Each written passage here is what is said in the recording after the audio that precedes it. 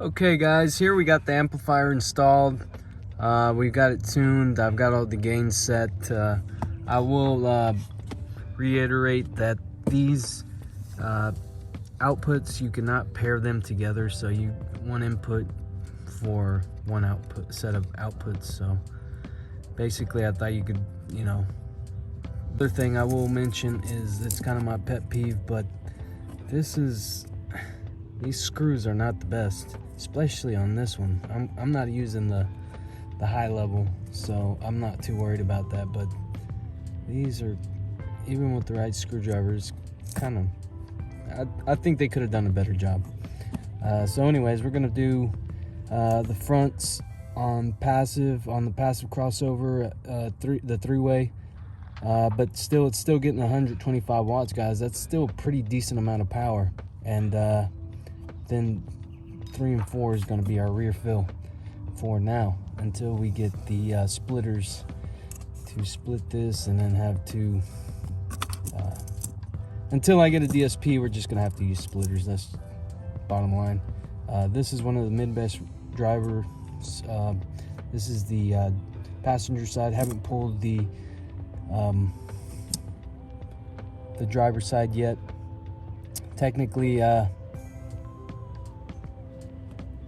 using this install bay 18.9 conductor. It's called fast wire or speed wire, and you don't need 16 gauge. It's almost like an inconvenience trying to get the 16 gauge into these terminals. 18 gauge fits perfectly, and so I'm assuming that this 16 gauge barely fits in there. 18 gauge would be perfect, and you can put 125 watts on 18 gauge all day long. So I just ran it because I had it. You don't have to, but yeah, that's what we got going on. I'll give y'all another sound test for the LC-6.1200 and let y'all hear what it sounds like. But this thing is a beast. Even at 50 watts, 50 extra watts compared to the RD404, this thing sounds way louder. Zero distortion, sounds really clean. Of course, the Infinity Kappas just sound awesome anyways, but yeah, we're going to be using channels 1 and 2 on the passive crossover, and then we'll give y'all a sound test and let y'all hear what it sounds like. And alright guys, so we have the Infinity Kappa 3-way components, but perfect, the 2-way, and we got the mid-range. We're gonna take the bass off. We're gonna play some non-copyrighted music so y'all can kind of hear how good this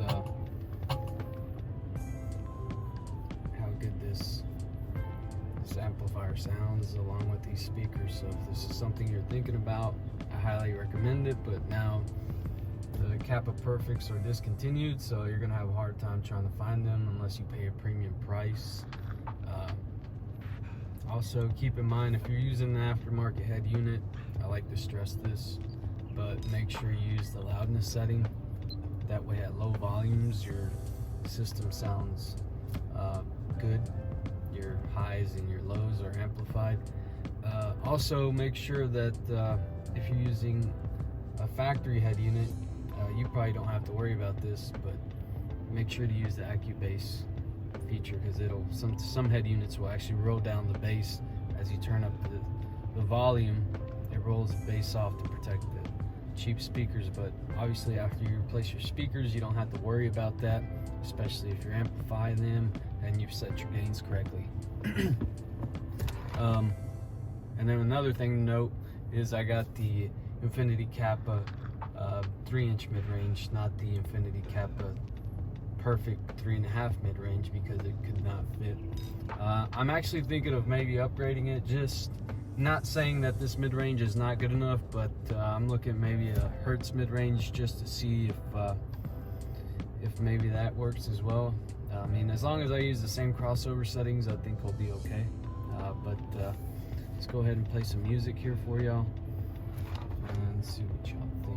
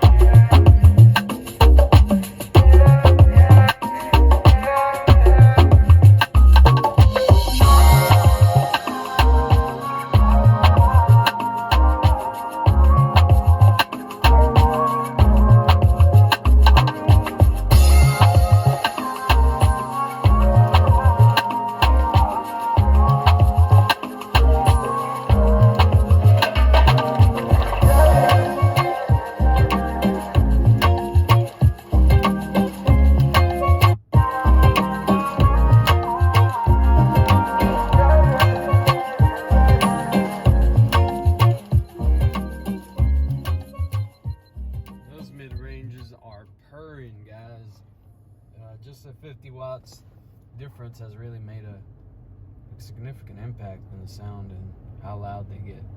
Let's try something else.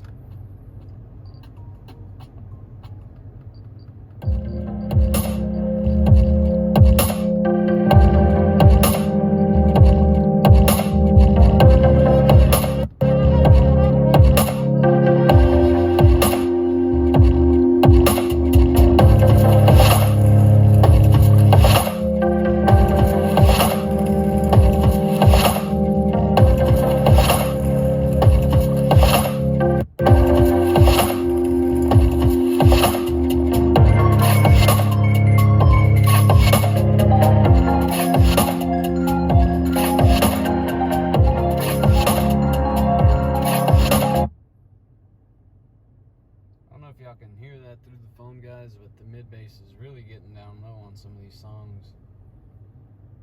We got it set up at 63 hertz at 12 dB.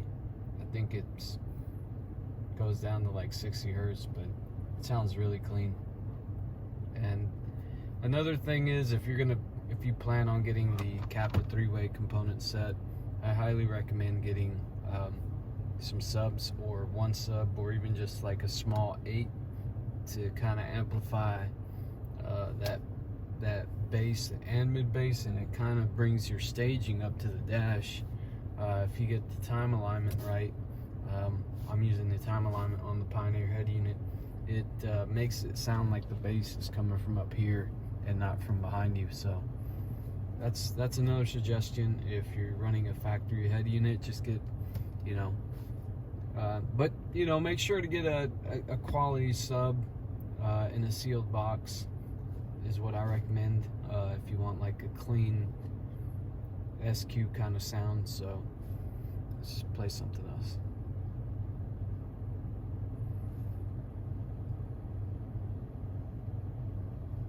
Lovely.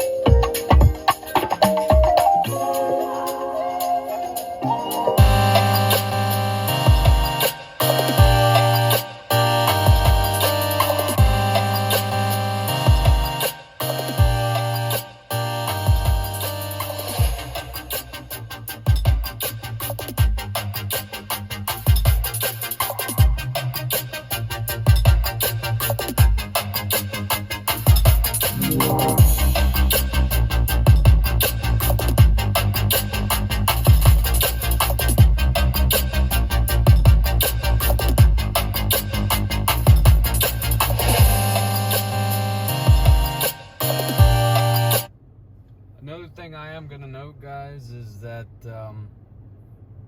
just because you're using a passive crossover doesn't mean that there's a bottom to the frequencies. So if you do have an aftermarket head unit, on top of using the loudness feature, obviously you want to play with the loudness feature depending on your vehicle. High, medium, or low sometimes will sound better. Sometimes high will be too much and it'll distort. So play with the loudness setting on your head unit, but definitely the crossover settings on the high pass, you have to set it, you have to set a bottom for the mid bass, otherwise it's just going to keep trying to play as low as possible, and when you turn it up it's going to distort and it's just going to create unwanted heat in your amplifiers, and you could actually end up burning one up or blowing them. But yeah, let's play a couple more songs and then we'll end this video.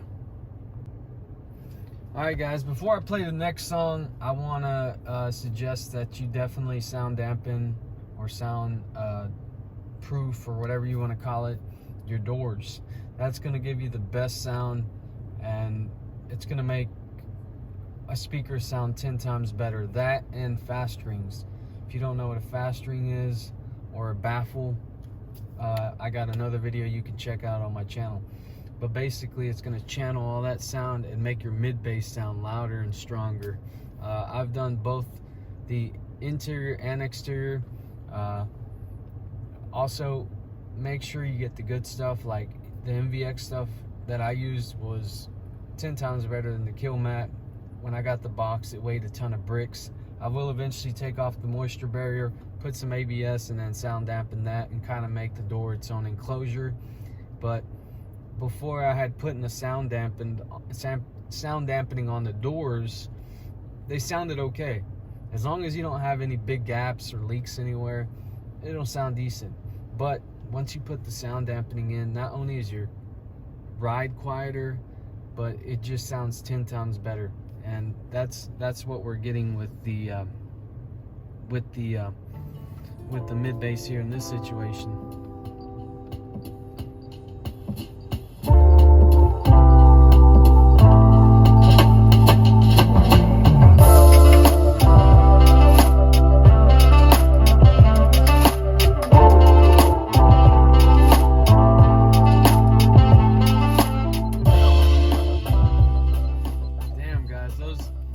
Mid bass are purring. They sound so good. Let's add some bass to it. The subs and the rear.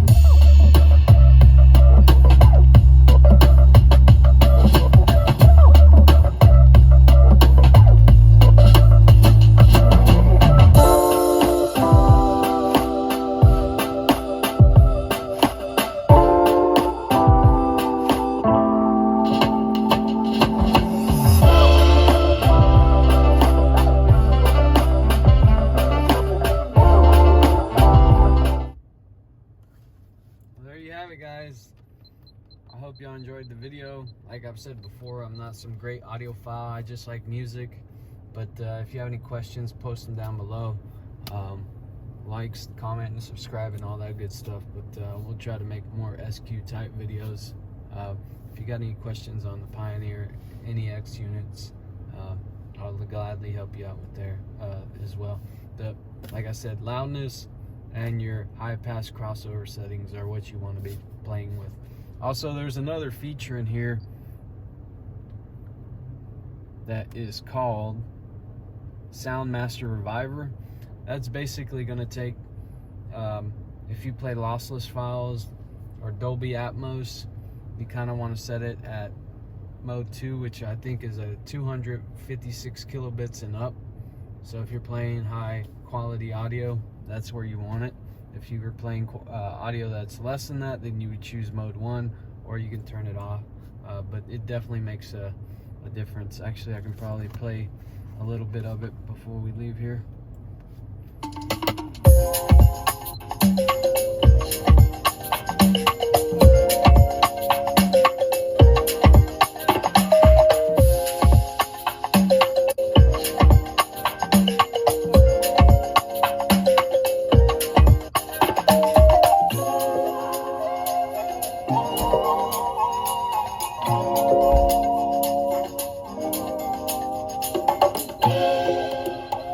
Makes your music sound a lot crisper, a lot cleaner.